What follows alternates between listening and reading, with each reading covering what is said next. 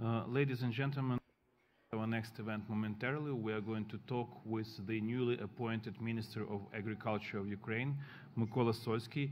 And just as a reminder, at 2:30 p.m., we are going to have here in person the management team of Ukrainian Railways. But for now, let's switch to Minister Mykola Solsky. Пане міністре, доброго здоров'я. Mr. Minister, greetings, congrats on the appointment in these dire times. What did you start your job duties with? Good afternoon, Andrei. We started with some priority measures that we have on our plate.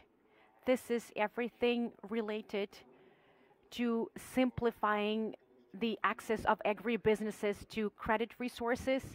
It's all about facilitating the sowing campaign. And the focus is also on discussing grain logistics in Ukraine, because as you all know, the ports are not operating right now. 3 to 5 million tons of grain that was taken out of the country.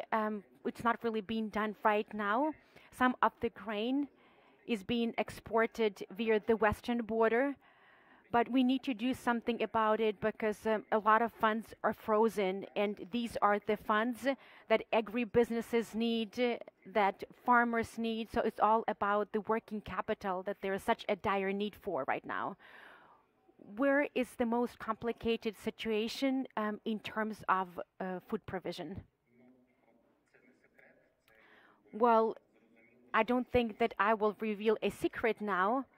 The most complicated situation is in those areas that are adjacent to the front line.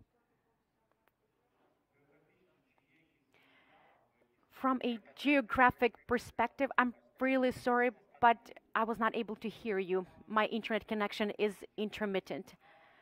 From a geographic perspective, are there any cities or regions that evoke most concern? The number one concern is the town of Mariupol.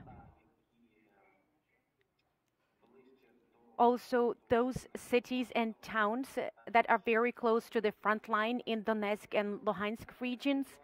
Some of the communities around the town of Mariupol, the situation is quite challenging in the city of Kherson and the city of Chernihiv. I cannot really disclose all the information right now.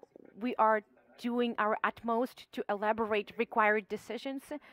A lot of initiatives are being implemented, and I'm very grateful to the people, the national government and local governments for their proactiveness, and some measures, even partial ones, are being taken. I would like to add something for our journalists. We are dealing with 3 groups of challenges right now. There are areas that are still controlled by the government of Ukraine, and the challenge there is to redistribute food supplies and deliver them to the right places. As for battle areas and those cities of Ukraine that are encircled or besieged by the Russian invaders, the primary challenge is to deliver food there. And as for the occupied territories, we have what is called a tribal land, meaning that we're not really sure what the situation in terms of food provision is there right now. If there are any questions from the audience, we will be ready to take them. But I have a question. How do you evaluate the impact of the war and the Russian invasion on the global food markets? This impact is straightforward and significant, and the situation will be exacerbated day in, day out. Because with each day, there will be less and less grain on global markets. All the grain that had to be exported from Ukraine to the global markets will be shrinking because the plan was to export about 3 to 5 million tons of Ukrainian grain on a monthly basis, but we will not be able to deliver that, and we will have some challenges with the new harvest and the new yield. The global markets rely on the yields in South America, but still there will be a disbalance. $4+, this is the price for corn imports, and this is the unprecedented price.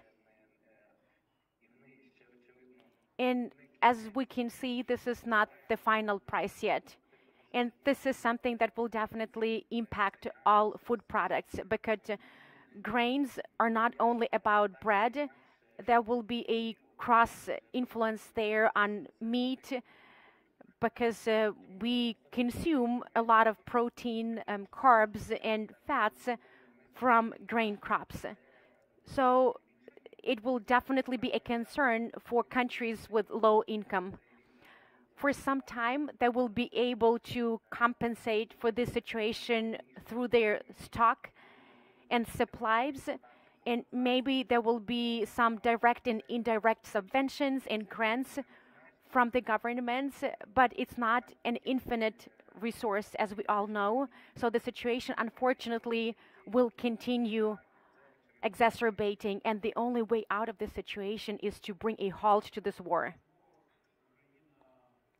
Under such circumstances, how is Ukraine going to implement a sowing campaign? Well, we are already in the middle of our sowing campaign. Ukrainian farmers are mature, conscious citizens. They know how to fight and how to defend their soil, and this is the soil that they have been cultivating and plowing as hosts, not as hired employees. So, especially in the unoccupied territories, most farmers opted for launching the sowing campaign. Early crops have already been planted for about 2 weeks. We are trying to support agribusinesses, and we really hope that the situation will not deteriorate. And then we will be able to yield quite a good harvest. But definitely the climate will come into play as well. We're not really sure whether we will have favorable or not favorable climatic conditions. We will try to reconnect with the minister, because apparently we've lost him. Should you have any questions, we will definitely transmit them for the minister. But while we are waiting, I would like to add that we are talking not only about those food products that Ukraine will not be able to deliver to the global markets, but there is another factor that we need to take into account. Russia will not be able to deliver certain food products to the global markets to the extent they did in the past. Because first and foremost, it's about potassium fertilizers, with Russia being one of the major suppliers. So we can be talking about an enormous impact because of this war on the global food products. Mr. Minister, how is Ukraine going to compensate for the losses that we will incur, because the sowing campaign will not be launched, or will be launched with a delay in the temporarily occupied or fully occupied territories? Can you hear me? Yes, we can hear you.